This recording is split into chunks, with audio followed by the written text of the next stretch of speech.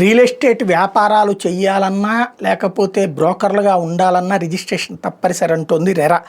స్థిరాస్తి వ్యాపారం చేస్తున్న వాళ్ళు ఈ రంగంలోని ఏజెంట్లు తమ వివరాలతో 30 రోజుల్లోగా రాష్ట్ర స్థిరాస్తి వ్యాపార ప్రాధికార సంస్థ ఏపీ రెరాలో రిజిస్ట్రేషన్ చేయించుకోవాలి, లేకపోతే చట్ట ప్రకారం చర్యలు తీసుకుంటాం.